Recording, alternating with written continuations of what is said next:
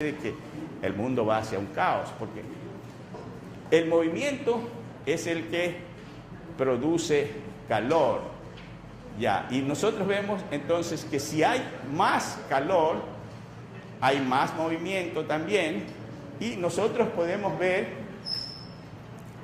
la materia.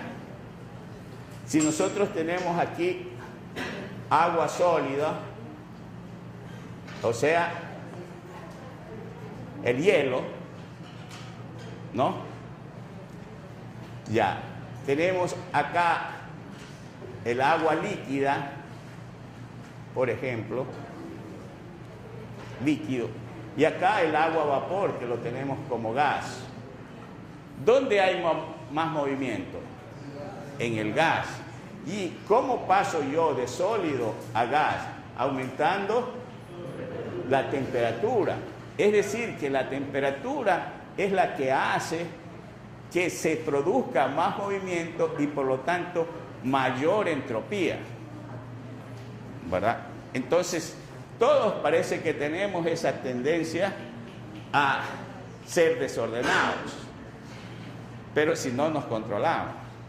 Si nos controlamos, cogemos la otra tendencia de ser ordenados, o sea, el sentido inverso, ¿verdad?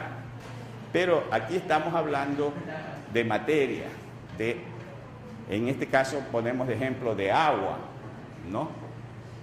Y nosotros somos personas que pensamos y entonces no tenemos por qué interpretar esta tercera ley de la termodinámica.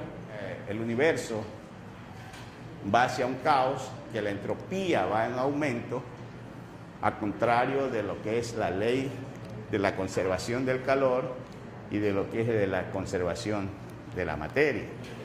¿Por qué decimos que tiene un caos? Porque cuando, o sea, como va cambiando su energía, que en algún momento dado no se va a poder controlar. Ya, si tú coges el agua, pongamos, que es lo que más podemos ver, ¿no? Y vaporizas el agua líquida, las moléculas, si están confinadas en un recipiente, tienen un movimiento que es caótico. Tú no puedes predecir en qué dirección va cada molécula. A eso es que se denomina caos. ¿Ya? Ahora, en el universo, ¿ya?, aumenta la entropía sencillamente porque todos los planetas, todas las galaxias, todas las estrellas se están moviendo. Y entonces, ¿hacia dónde va? Por eso se dice, el universo es infinito. ¿Cuántas estrellas tienen? En el orden de magnitud, más o menos, diga usted, ¿cuántas estrellas considera que hay? ¿Eh? Infinitas, bueno, más o menos. Sí, podemos decir que es infinito, porque cada día se descubren nuevas estrellas y cada día se descubren nuevas galaxias. ¿Ya? Y nuestra galaxia, de lo que conocemos de la Vía Láctea, tiene una magnitud, si suponiendo que representamos así la galaxia, como una elipse, de este extremo a este extremo de nuestra galaxia, de la parte que conocemos, ya hay de aquí a acá 100.000 años luz. ¿Y un año luz cuánto es?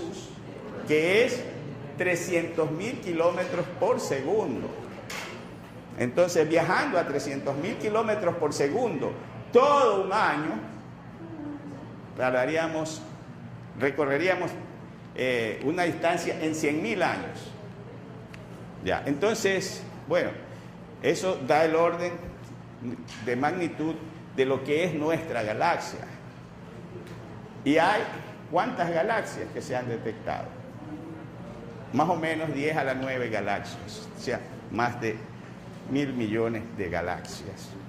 Entonces, el espacio, como dijo la compañera, es infinito, y cuando nosotros conocemos la magnitud del espacio, es que vemos la Tierra como algo tan pequeñito y nosotros más pequeñitos aún, ¿verdad?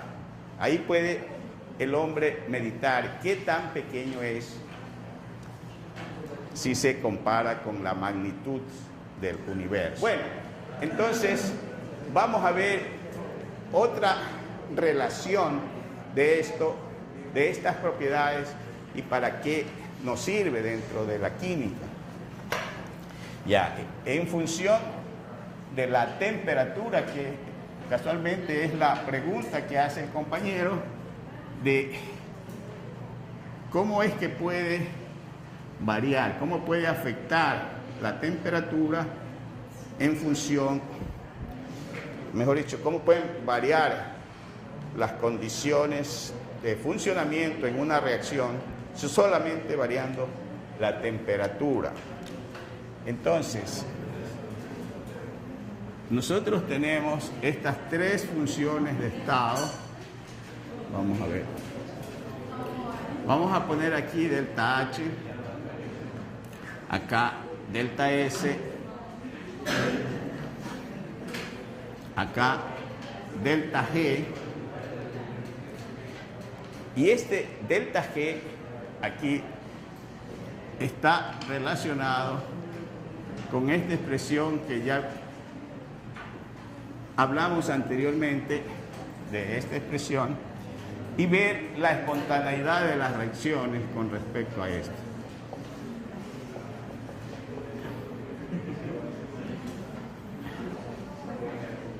Espontaneidad de la reacción. Ya, cuando nosotros hablamos de delta G, podemos predecir si una reacción es espontánea o no. Cuando vimos el delta H, o sea, el calor, ya nosotros dijimos que hay dos tipos de reacciones, endotérmicas y exotérmicas. Pero también hay tipos de reacciones que son espontáneas y otras que no son espontáneas. O sea que para el delta H nosotros teníamos que podía ser negativo o delta H igual positivo, ¿verdad? Que esta era endotérmica y con esto cuando había un delta H positivo decíamos que es endotérmica, exotérmica y endotérmica. En cambio, cuando nosotros hablamos del delta G, nosotros decimos que es negativa, es espontánea. Y cuando delta G igual positivo, no es espontánea en el mismo sentido de acá, sino que es espontánea, pero en sentido inverso. ¿Sí? Ya. Entonces, lo que no es espontáneo, lo podemos hacer espontáneo variando la temperatura. ¿Sí? Ya. Entonces, eso es lo que vamos a ver aquí. Cuando delta G igual 0, nosotros hablamos de un equilibrio, ¿verdad? O sea, ese es el caso de un sistema reversible. Cuando delta G es igual a 0, no hay energía para realizar trabajo y un sistema está en equilibrio. Cuando nosotros tenemos, por ejemplo, un delta H negativo y un delta S positivo, ¿cómo quedaría aquí en total delta G? ¿Quedaría positivo o negativo? Negativo. Entonces este delta G es negativo. Entonces la espontaneidad, ¿qué será? Siempre será espontánea, ¿verdad? O sea, aquí ponemos siempre espontáneo.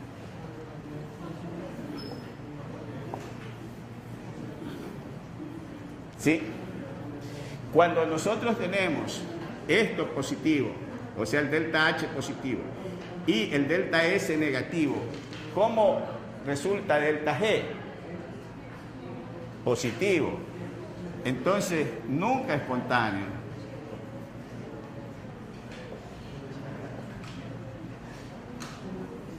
Así en esa forma nunca va a ser espontáneo. ¿Sí? Ahora, si nosotros tenemos negativo y negativo, ¿cómo resulta delta G? Depende de qué, de la temperatura, ¿verdad? O sea que es espontáneo a bajas temperaturas, porque si esta temperatura es baja, ya, este es el valor de aquí que se hace positivo porque esto es negativo, y entonces delta H queda negativo si la temperatura es baja, porque este término delta H va a ser mayor que el segundo término. Sí, grados Kelvin.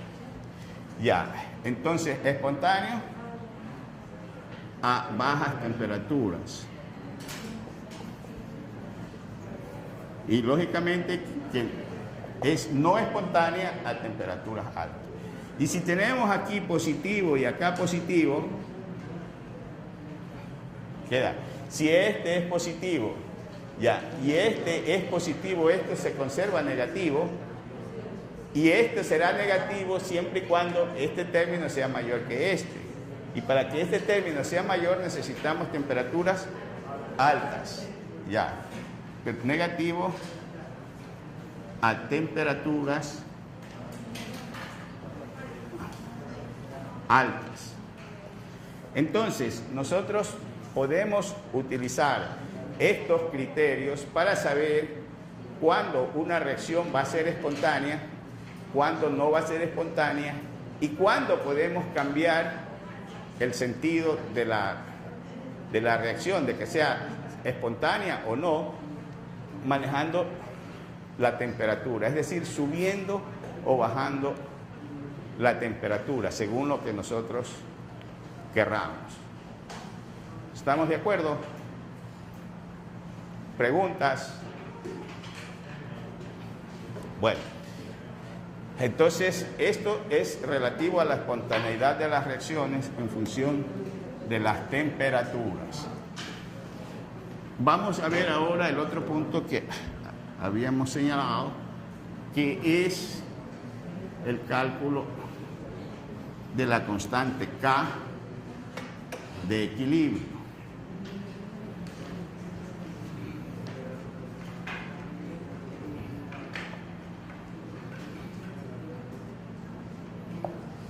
Cálculo de K, o sea, la constante de equilibrio para una reacción. Nosotros vimos a través de la ecuación de Nernst que E es igual a 0 menos RT sobre NF logaritmo neperiano de Q. O sea, de la ecuación de Nernst. Pero también sabemos que delta G es igual a menos NF por E, y que delta G0 es igual a menos NF E0. Fíjense que aquí tenemos un valor de E y un valor de E0. Acá ponemos un valor de delta G y acá un delta G0 cuando tenemos un valor de E0, ¿sí? Ahora, nosotros podemos ver de aquí cuál es el valor de E, sería igual a menos delta G sobre NF. Y E0 sería igual a menos delta G0 sobre NF. Despejando E y E0.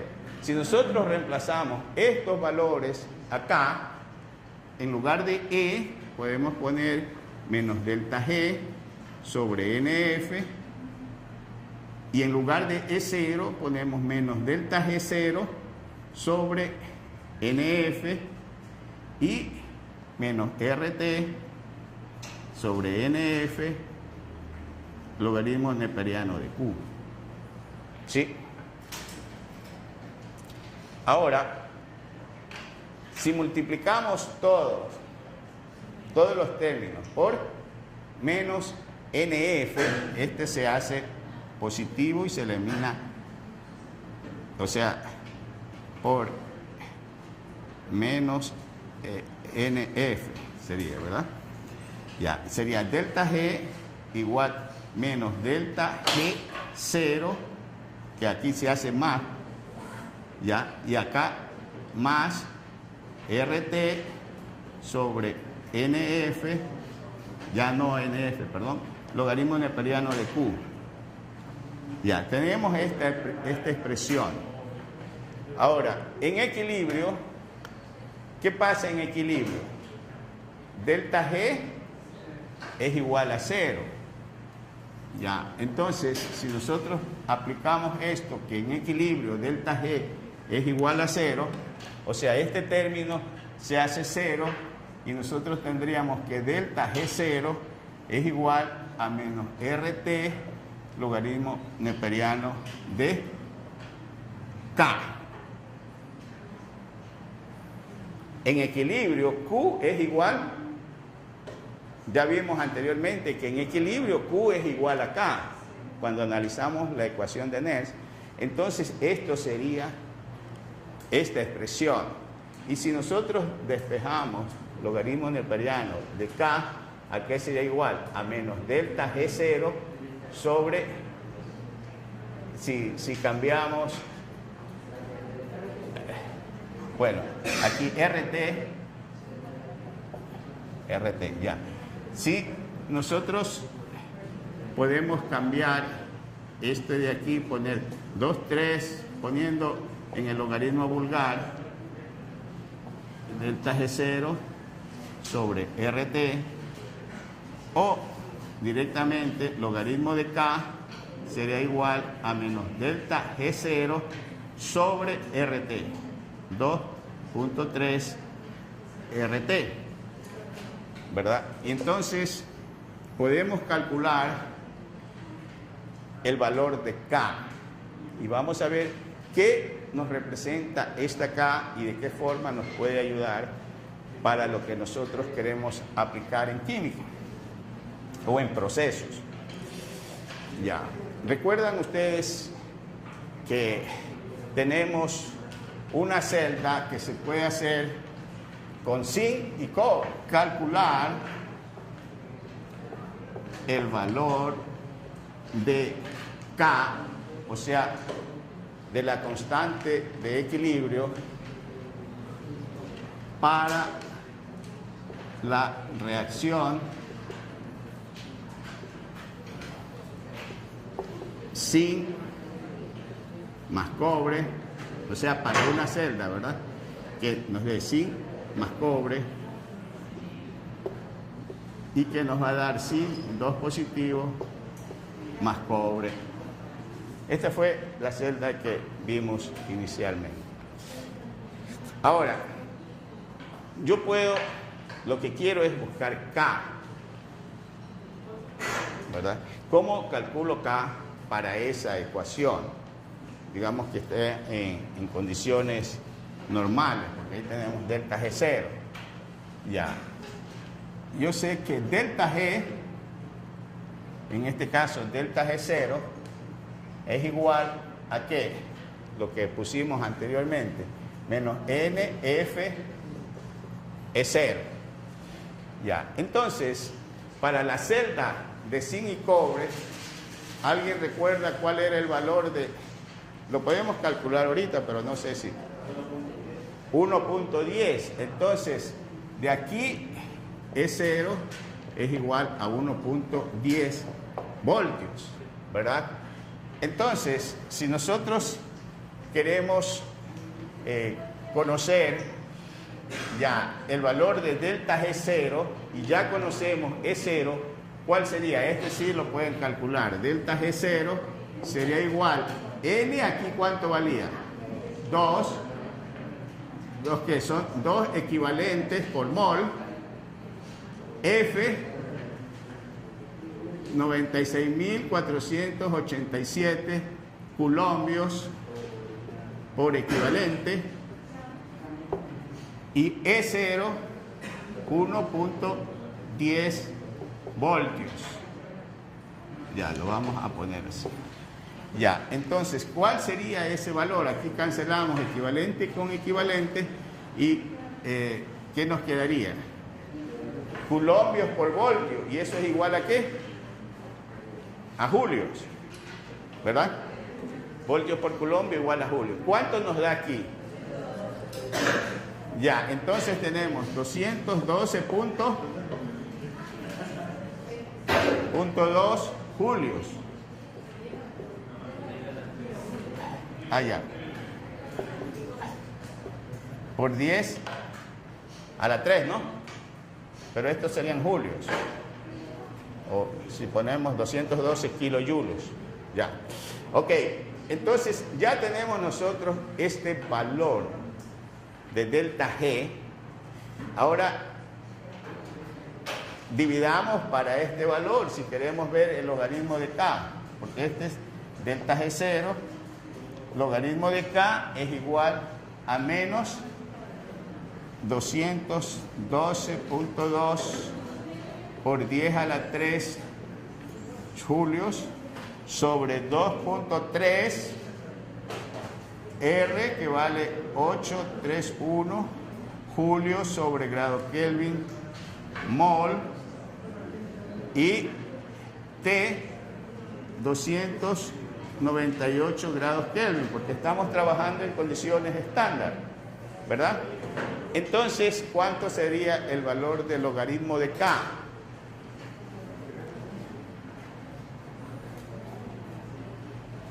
A ver. ¿Cuánto?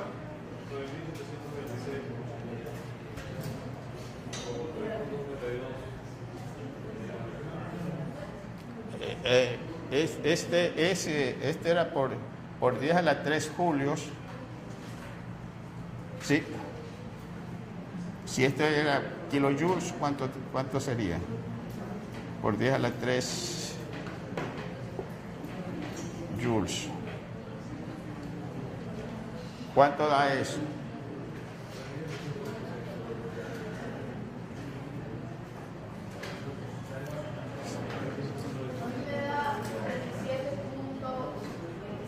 $37.26. Revisa, logaritmo de K sería esto. Ya, y K, si lo ponemos en función 10 a la 37, ¿verdad? Ya. ¿Ese es un valor alto o bajo? Alto, 10 a la 37. Ya. Entonces, ¿qué nos indica ese valor alto para K? Si nosotros vemos esta reacción y queremos sacar el valor de la constante K, tenemos que ver la concentración del zinc sobre la concentración del cobre.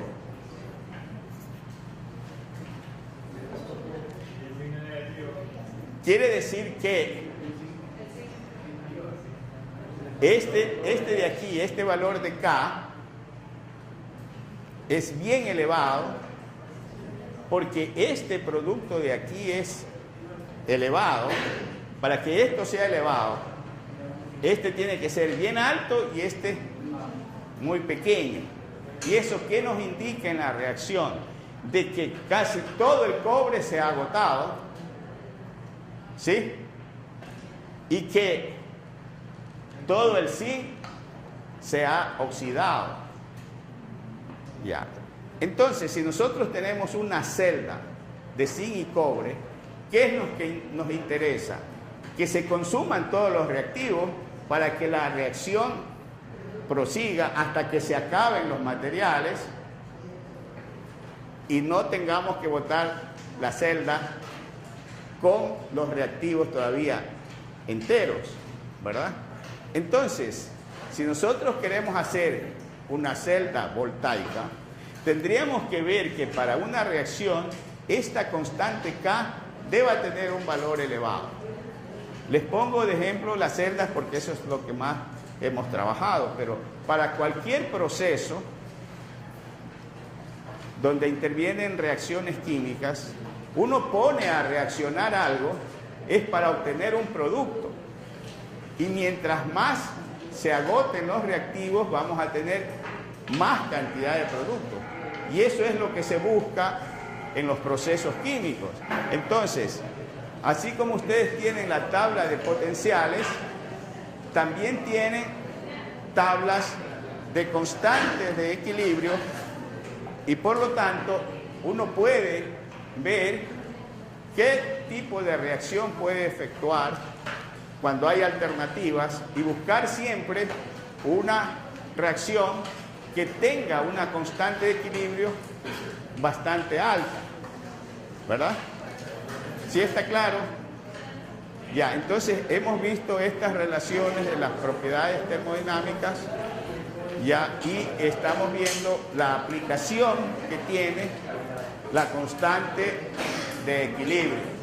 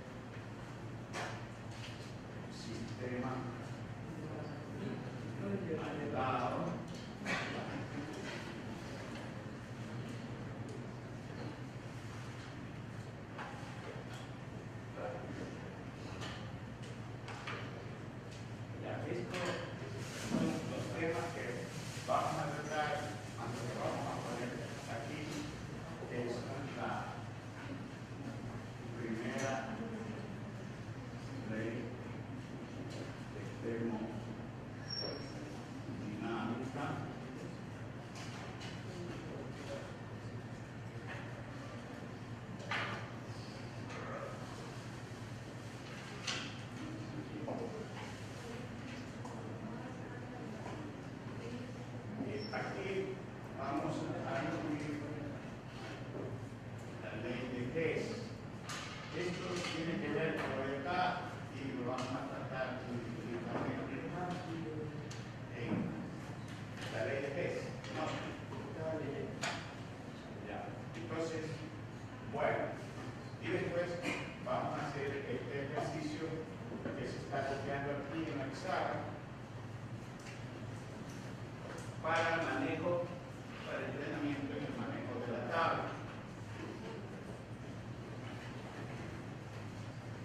Bien, entonces, estábamos viendo anteriormente, vimos lo que es la entropía. Ya, este es un repaso que vamos a hacer. Ya. H igual entropía, ¿verdad? Y aquí habíamos dicho que es la entropía. El contenido de calor del cuerpo a presión constante. Hemos visto ya que los datos estos de calores de formación, calores de reacción y todo pueden ser encontrados o determinados usando un calorímetro, ¿verdad? O sea, el calorímetro es un dispositivo que nos sirve para encontrar esos valores del contenido de calor de los cuerpos, o sea, esa entalpía. Ahora, cuando hablamos de calor asociado con una ecuación química, estamos hablando de la termoquímica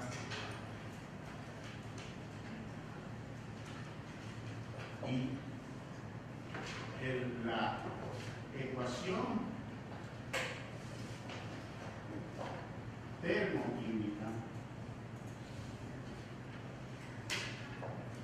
Nosotros actualmente o hasta aquí habíamos tratado con ecuaciones químicas, es decir, que nos dan el resultado de la unión de dos reactivos o la reacción que se produce y los productos que se obtienen por efecto de esa reacción. Entonces, una ecuación química, ¿en qué se diferencia de una ecuación termoquímica?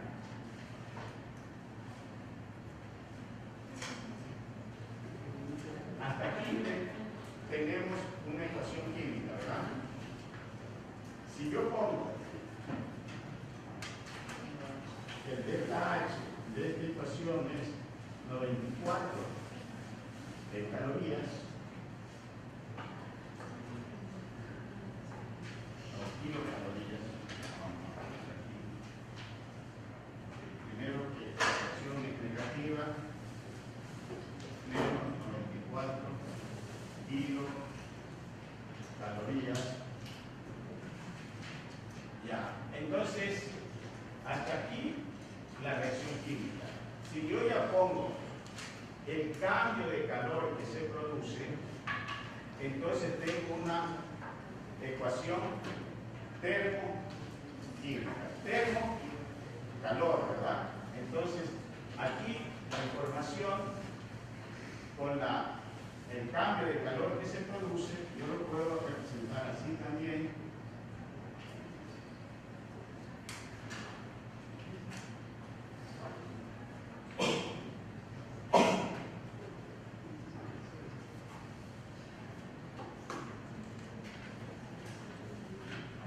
Esta ecuación es igual a la de acá.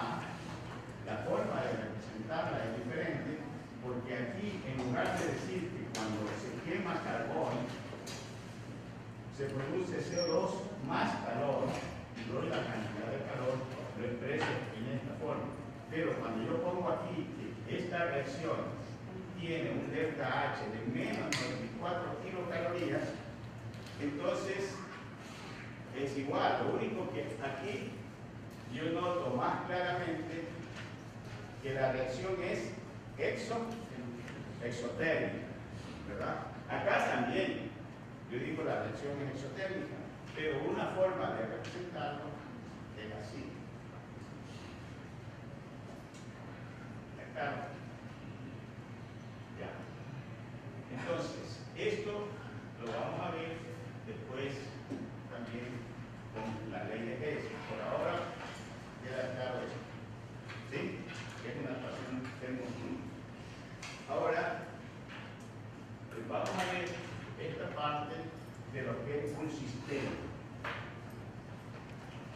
Esa palabra sistema, si la han oído ustedes. ¿Cuándo y en qué contexto han oído ustedes esa palabra sistema?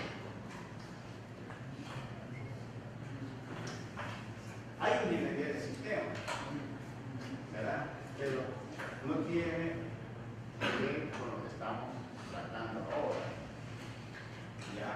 Aunque podría relacionarse de alguna manera, pero para nosotros un sistema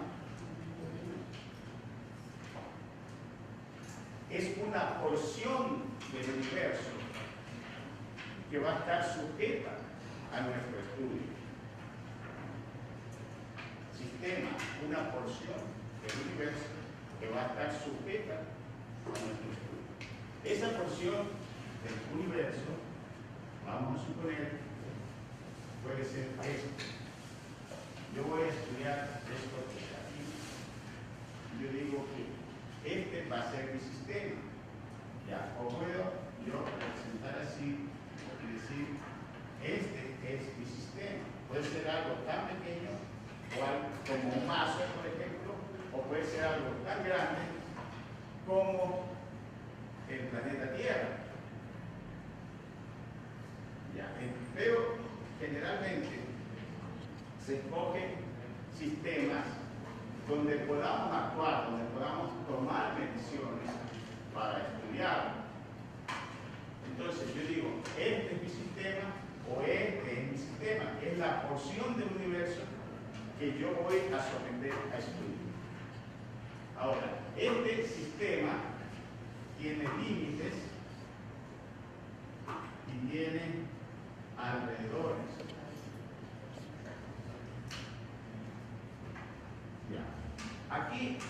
estos límites pueden ser la circunferencia, el límite de este sistema.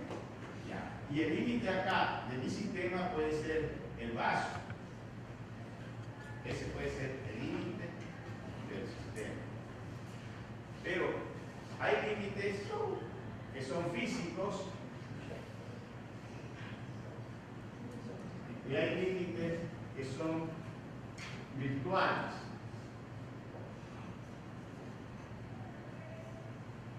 ¿Qué quiere decir un límite físico? Yo puedo tener un vaso, el vaso yo lo puedo tocar, lo puedo ver, lo puedo tocar, pero puede haber un límite que sea virtual. En ese caso no lo puedo tocar. ¿Quién me podría dar un ejemplo de un límite virtual? Un gas. Algo virtual, por ejemplo. Yo quiero estudiar la energía que se consume en la Politécnica. Pero la Politécnica tiene algunas secciones. Ya, yo digo, bueno, el área está en el rectorado. Ya. No es que yo ponga una cerca ahí alrededor, sino que limito es algo virtual. Así como yo digo, un paralelo o un meridiano. Paralelo y meridiano me sirven, ¿verdad? Yo puedo identificar o localizar una ciudad en un mapa a través de los meridianos y de los paralelos. Yo puedo dar la situación geográfica, pero yo puedo coger un meridiano, yo puedo coger un paralelo. No, son límites virtuales, ¿verdad? Y los límites virtuales se utilizan mucho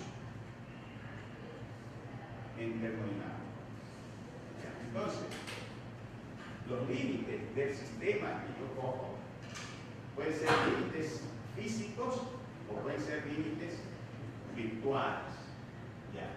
Entonces, el sistema, lo que está aquí dentro de los límites, y los alrededores es lo que está aquí afuera, ¿verdad?